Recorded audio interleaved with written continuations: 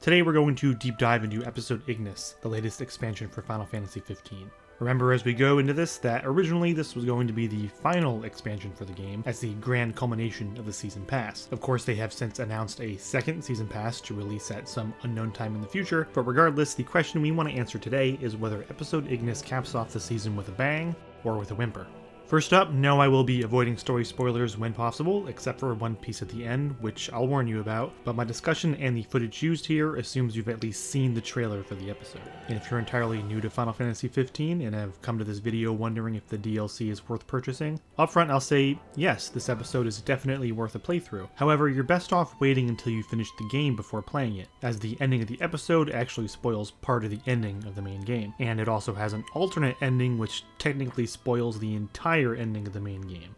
So yeah, even Square are assuming you've played the game already, for better or worse. But all that aside, you're probably wondering what the thing is about and how it plays. Story-wise, it takes place during the Altissia section of the game, immediately after Noctis' battle with Leviathan. You take control of Ignis on a mission to rescue Noctis from the carnage besieging the city. We get some excellent background on what Ignis was up to during this section of the main story, and Ravus even pops up for a visit, which is a delight since he was so underutilized in the main game. Gameplay-wise, I gotta say I'm a huge fan of the way Ignis handles. He fights with spell daggers that are imbued with one of the three elements, fire, ice, or lightning. The cool thing is that having these elements doesn't just give your weapons an elemental kick, each one actually performs a unique battle style. Fire focuses on a single enemy, while ice attacks in a wide arc, hitting multiple foes, and lightning is essentially Iggy's version of Noctis' warp strike. Switching between these styles is as seamless as Noctis' skill set, so you can warp into a group of enemies with lightning, switch to ice to knock them all around, then finish up with fire when you're down to one or two. It gives you a lot of options for handling different crowd sizes and enemy types. Ignis also comes with two techs previously unavailable. Overclock boosts the power of one of your elements, while Jump performs a Dragoon-style jump attack for extreme damage.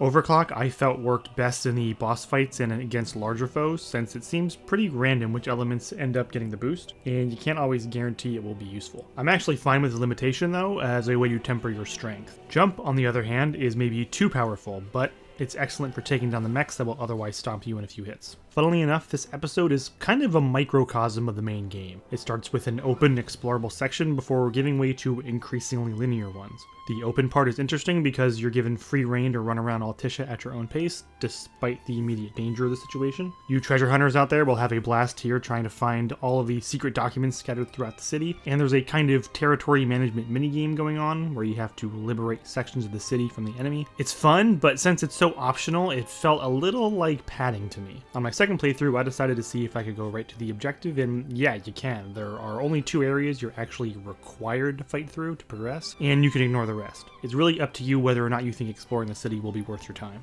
The more linear sections are cool too, the first being a boat chase through the city, and the second essentially just fighting your way through waves of enemies with Ravus at your side. First, let me say that the boat sequence is surprisingly awesome, and this bit with Titan fighting off Magic Tech ships is one of the best moments in the entire game. I honestly just wish it were a bit longer. The whole sequence is only a couple minutes, and you don't get to do much besides drive in a more or less straight line. Fights alongside Ravus are regular fights really, but they throw extra enemies at you since you have a partner, and you can use a tech for Ravus, which is a nice touch. Ravus is kind of OP though, so don't expect this to be too difficult. After completing the main episode, you open up two extra bits of content to explore. One is an optional boss fight against Noctis himself, similar to the Core and Aranea fights in the previous DLCs. Noctis is tough and super time consuming. I honestly haven't beaten him yet, so the second piece is an alternate ending which I cannot discuss without getting into spoilers, so here we go. Okay, so the alternate ending picks up when Ignis has the choice to fight back or go along with Arden. On your first run, you only get the fight back option, but after you beat that, you can choose to play along, pretending to work with Arden. Here you jump to another section in Grallia, where you have to sneak around and investigate the Empire's capital. This was a neat little surprise and extended the episode in a welcome way. You get a cool cutscene that's basically an alternate version of the game scene where Arden reveals his plot, and then you get to fight him. The fight here is a little different than the main episode in that you really have to beat him this time to get the ending. Doing so requires you sacrifice your life to gain the power to beat him, but have no fear, because Ignis doesn't actually die. Noctis shows up just in time to beg the crystal to heal Ignis, which it does for some reason. Okay, I'm just gonna come out and say this ending is weird. You defeat, but also don't kill Arden, Ignis doesn't go blind, the World of Ruin never really happens, but then Noctis still has to go into the crystal for a decade before fighting Arden for real, and then he comes back, kills the bad guy, and everyone literally lives happily ever after. It's a bizarre what-if scenario that I'm sure will actually upset some fans because, well, we get a happy ending for this story when the main game comes to such a tragic end. It feels kind of cheap in comparison because Ignis is able to escape his blindness and Noctis is able to escape his death, so if all that was possible in the Sideways universe, why wasn't it possible in the main story? I personally felt a little emotionally ripped off, being given this definitive happy ending that really only makes me sad about how much of a downer the actual ending is. I don't need the main game to have a happy ending, but just having one here makes me feel like the real events of the story were a waste. The whole thing to me just screams of how this was originally slated as the final episode, and they created this alternate ending as a way to close the book on the story. In a way, it actually fixes a lot of the problems the main story picks up in its last act, but they just had to toss the whole thing out in order to do that. It's just an odd thing to exist, and is the most alternate of alternate endings, so don't let it ruin your enjoyment of the canon ending too much.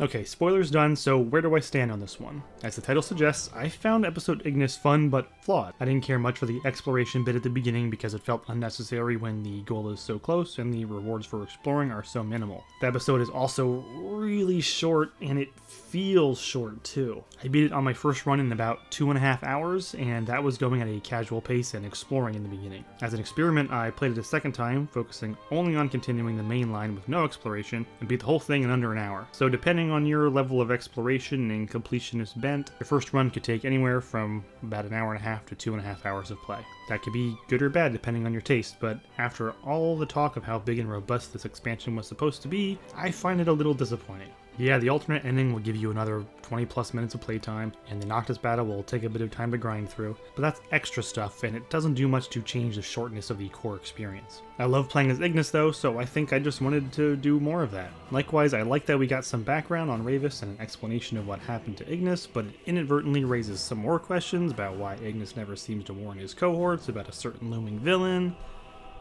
but I digress. When you think about this as the last intended episode, it feels a little anticlimactic. But maybe that's why they decided to keep doing more. We'll see how the second season pass goes. So, like most things Final Fantasy 15, episode Ignis is a mixed bag. In terms of just straight up gameplay, this is the best of the episodes. However, in terms of overall story plus gameplay satisfaction, I think it's right in the middle. Not as thin as Gladio, but not as enjoyable as Prompto. Still good, and still worth your time if you're already invested in the Final Fantasy 15 universe, but remember not to play it until you finish the main storyline. And that will wrap it up for today. Let me know in the comments if you played episode Ignis and what were your thoughts on it.